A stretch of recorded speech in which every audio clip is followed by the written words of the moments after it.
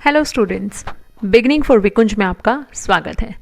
आज हम करने वाले हैं अपना class 10th social science economics का chapter number 2 sectors of Indian economy का पार्ट 2। आज की जो वीडियो है आप कंप्लीटली देखें, पहली चीज़। दूसरी चीज़, आज की वीडियो में आपको कुछ डेटाबेस, दैट मीन्स कि आपको ग्राफिकल फॉर्म में, ठीक है ना, कुछ चीज़ें समझाने की कोशिश की जाएंगी, जिसके लिए मैं ग्राफ की पिक आपकी इस वीडियो में ऐड ऑन कर दूंगी, जिससे कि आपको चीज़ें क्या अच्छे से समझ में आए। क्यों? क्योंकि जो इकोनॉमिक्स ऐसी चीज़ है जो बिना एग्जाम्पल्स के, बिना ग्राफ के समझनी थोड़ी सी मुश्किल हो जाती है, क्योंकि ये डेटा बेस्ड होती है और जब तक डेटा हमें ना मिले, डेटा समझ में नहीं आएगा हमें, तब तक चीज़ें पॉसिबल नहीं है सही तरीके से समझ पाना। ठीक, तो आइए बात कर लेते हैं हमारे आज के टॉपिक की, जिसका कि नाम है कंपेयरिंग द 3 सेक्टर्स। जब भी हम बात करेंगे कंपैरिजन की, तो दैट मीन्स कि अगर हम देखें तो इंडियन इकोनॉमी में क्या है, जो हमारे 3 सेक्टर्स हैं, that means primary, secondary and tertiary. मैं नाम बता चुकी हूँ, उनके बारे में भी बता चुकी हूँ पहले आपको पार्ट 1 में। तो हर एक सेक्टर की अपनी अपनी इंपॉर्टेंस है। जितनी भी चीज़ें प्रोड्यूस की जाती है, फिर जितनी भी चीज़ें आप अपने आसपास देखते हो, फिर जो भी इकोनॉमिकल डेवलपमेंट किसी भी कंट्री का होता है, वो इन्हीं सेक्टर से बिलोंग करता है। तो अगर हम बात करें कंपैरिजन की कि भाई कौन सा सेक्टर ज़्यादा रिस्पॉन्सिबल है, कौन सा सेक्टर ज़्यादा एक तरीके से कह सकते हो एम्प्लॉयमेंट में, इकोनॉमी में अच्छा रोल प्ले करता है, ज़्यादा बड़ा रोल प्ले करता है, तो ये सारी चीज़ें तो डिसाइड करना थोड़ा सा मुश्किल हो सकता है ना। तो इसके लिए हम क्या करते हैं, सबसे पहले हम क्या करेंगे, जब कंपैरिजन की बात आती है सेक्टर्स को लेकर, तो हम सबसे पहले एक एग्जांपल समझने की कोशिश करते हैं। ठीक है, आपने ये देखा है कि प्राइमरी सेक्टर से चीज़ें प्रोड्यूस होती हैं, तो दैट मीन्स एक एग्जांपल है कि फार्मर्स क्या करते हैं, कॉटन को ग्रो करते हैं। ठीक है, प्राइमरी सेक्टर में कॉटन उन्होंने उगा दिया, देन वो क्या करते हैं, उस कॉटन को सेल कर देते हैं किसको, टेक्सटाइल इंडस्ट्रीज को। दैट मीन्स सेकेंडरी सेक्टर को उन्होंने अपनी जो कॉटन है वो बेच दी। अब जो सेकेंडरी सेक्टर है वो क्या करता है, उससे उसको फिनिश्ड गुड्स में कन्वर्ट करेगा। दैट मीन्स वो उससे कुछ शर्ट्स बनाएगा या फिर जो भी उसको कपड़े बनाने हैं वो बनाएगा। ठीक है, उस कॉटन का यूज़ करके। अगर शर्ट बना रहा है तो वो उसमें बटन्स लगाएगा, थ्रेड यूज़ करेगा, पैकेजिंग करेगा एंड सो ऑन। तो ठीक है ना, और बहुत सारी चीज़ें, लेबलिंग वगैरह बहुत कुछ करते हैं, तो वो सब करेंगे।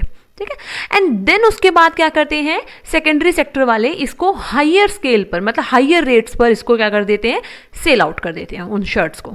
ठीक है, तो अब आपने देखा ऐसा ही एग्जाम्पल आपकी बुक में दिया गया है कि जो आप देखते हो कि आप एक बिस्किट का पैकेट मार्केट से खरीदते हो, लाइक मैं पार्ले जी का एग्जाम्पल ले लेती हूँ, तो वो आपको 5 रुपये का पड़ता है। तो वो 5 रुपये का कैसे पड़ता है आपको, ठीक है, अब उसमें तो बहुत सारी चीज़ों से वो बिस्किट बनाओगा ना, लाइक ऑयल है, फ्लोर है, दैट मीन्स आटा है, मैदा है, ठीक है ना, इसके अलावा जो आपकी गैस है वो यूज़ हुई होगी, लेबर वर्क है, तो इतनी सारी चीज़ें यूज़ हुई। तो इन्हीं सबको हम क्या बोल देते हैं, इंटरमीडिएट गुड्स बोल देते हैं। दैट मीन्स वो सारी चीज़ें जो किसी फाइनल गुड एंड सर्विस को बनाने के लिए यूज़ की जाती है, उसको हम क्या बोलते हैं, इंटरमीडिएट गुड्स कहते हैं। क्लियर? जिसके बाद क्या है, वो जो फाइनल जो हमारे पास गुड्स हैं वो आ जाती है, और तब हम क्या कर देते हैं, उन सारी इंटरमीडिएट्स गुड में जो भी हमारा खर्चा लगा है, जो भी हमारे पैसे यूज हुए हैं, उन सबको मिलाकर हम उस फाइनल गुड्स जो भी हमें मिली है उसका एक रेट डिसाइड कर देते हैं। ठीक है, तो दैट मीन्स जो पार्ले जी का पैकेट आपको मार्केट में 5 रुपीज़ में मिल रहा है, उसमें उन सभी इंटरमीडिएट गुड्स का जो रेट है वो पहले से ही एड ऑन होता है, तब जाके उसका MRP डिसाइड किया जाता है। क्लियर?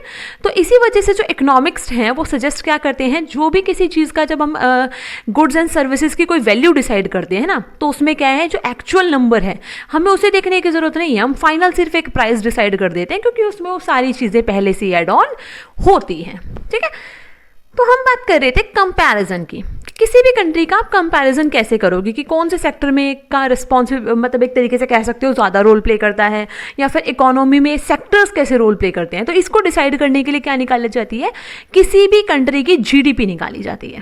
ठीक है, अब आप सोचेंगे GDP क्या है, GDP की फुल फॉर्म होती है ग्रॉस डोमेस्टिक प्रोडक्ट्स। ठीक है, दैट मीन्स इसमें क्या करते हैं, जो भी आपके तीनों सेक्टर्स हैं, तीनों सेक्टर्स कौन कौन से आपके, प्राइमरी, सेकेंडरी एंड टर्सरी। ठीक है, इन तीनों सेक्टर्स के को क्या कर देते हैं, जो भी चीज़ें इससे प्रोड्यूस हो रही है उसको सम कर देते हैं, दैट मीन्स उसको प्लस कर देते हैं। ठीक है, तो उससे हमारी क्या निकल जाती है, GDP। That means GDP is equal to primary plus secondary and plus tertiary. ठीक है, तो उससे हमारा क्या निकल जाता है, GDP निकल कर सामने आ जाता है। क्लियर है? यस। तो अब हम आगे देखते हैं।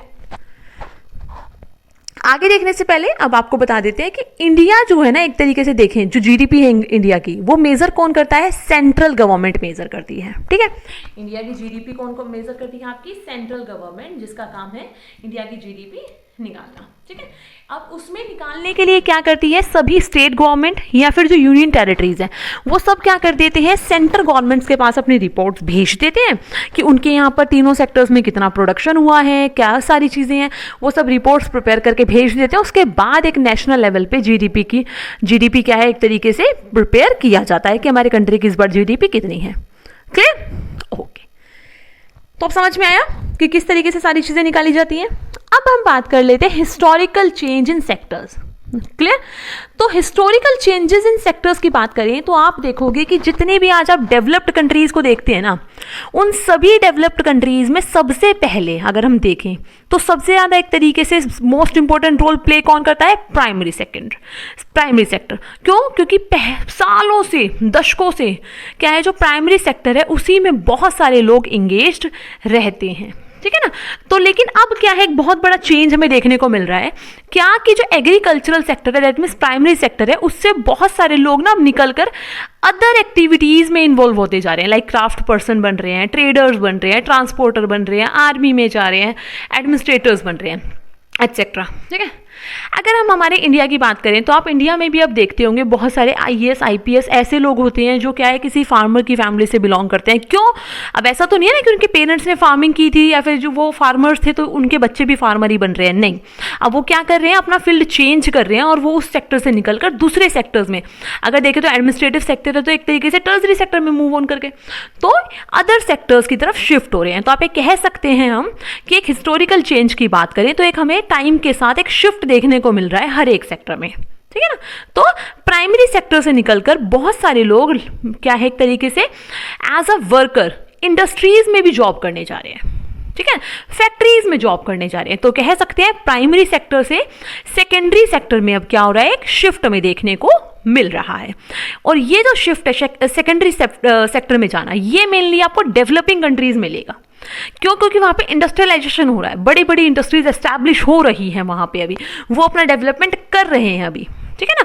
तो इसलिए प्राइमरी से जो शिफ्ट है सेकेंडरी में, वो कहां देखने को मिलेगा? मोस्टली आपको डेवलपिंग कंट्रीज में।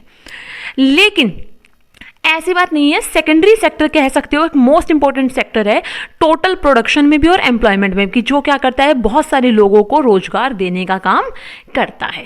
ठीक है, लेकिन जो डेवलप्ड कंट्रीज है उसमें जो शिफ्ट हमें देखने को मिलता है, उसमें क्या देखते हैं कि लोग सेकेंडरी सेक्टर से अब टर्सरी सेक्टर में मूव ऑन हो रहे हैं। दैट मीन्स कि सर्विस सेक्टर क्या है, एक तरीके से ज्यादा इंपॉर्टेंट सेक्टर है इन डेवलप्ड कंट्रीज। ठीक है ना? और उसी में वहां पर क्या है, जो टोटल प्रोडक्शन है उसका सबसे ज्यादा वहीं से आता है। ओके, तो इस तरीके से क्या है, कंपैरेटिवली देखें तो टाइम के साथ दशकों में, ठीक है ना, या कह सकते हो बहुत सालों में हमें एक चेंज देखने को मिल रहा है, लंबे 100 सालों से भी ज्यादा में, कि अब क्या है, जो सेक्टर्स है उसमें जो शिफ्टिंग है वो आ रही है। ओके, अब हम बात कर लेते हैं हमारे नेक्स्ट टॉपिक की, जो इंडिया से रिलेट करता है। ओके,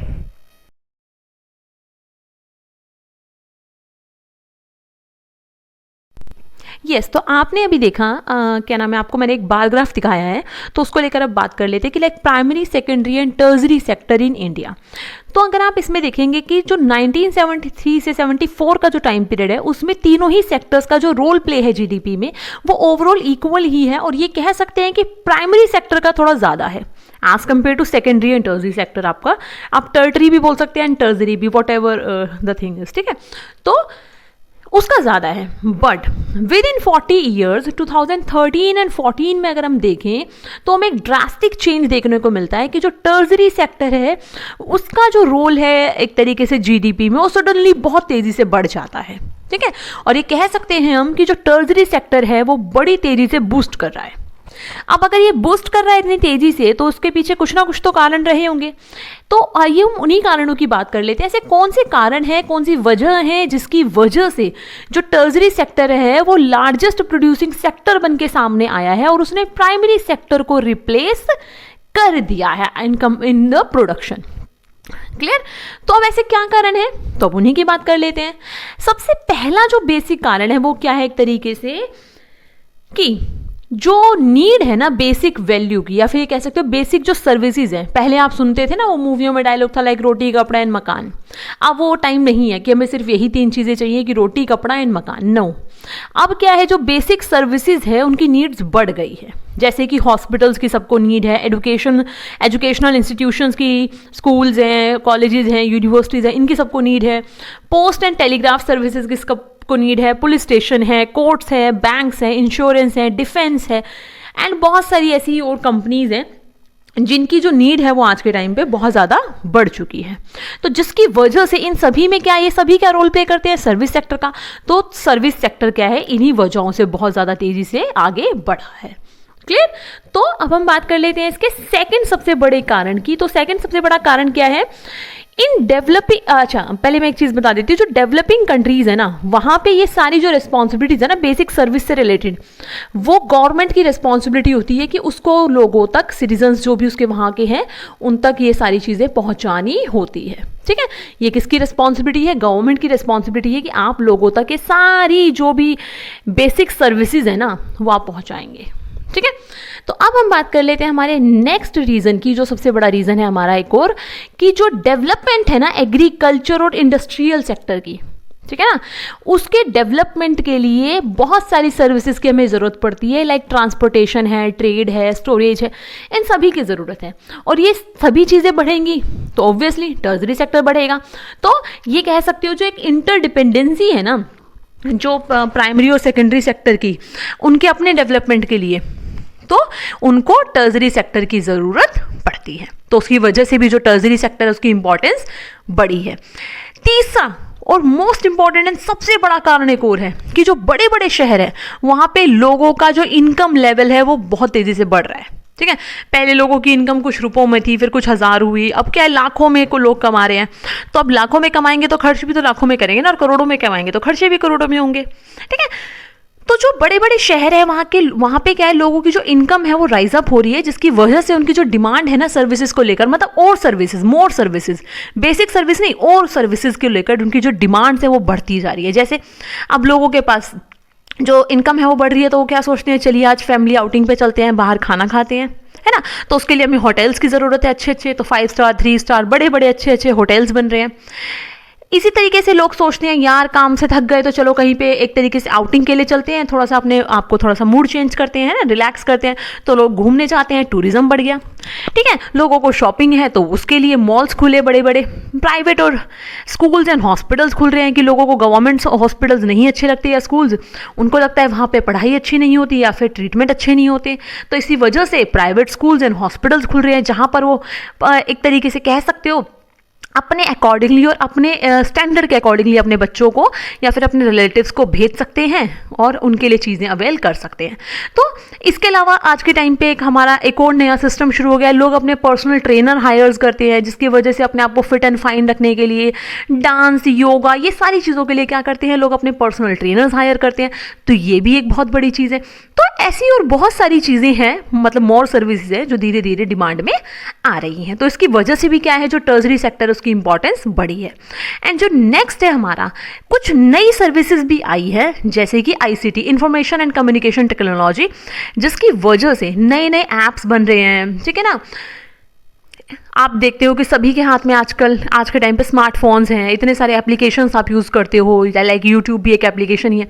तो ऐसे बहुत सारे एप्लीकेशन आप यूज़ करते हो जिसके लिए क्या है, जो आपका आईटी वर्ल्ड है बहुत ज़्यादा उसका रोल प्ले माना जाता है, और जिसकी वजह से क्या है, जो टर्शरी सेक्टर है वो बूस्टअप हुआ है। ठीक है, इसके बारे में आप आगे जो चैप्टर नंबर 4 है आप उसमें पढ़ेंगे।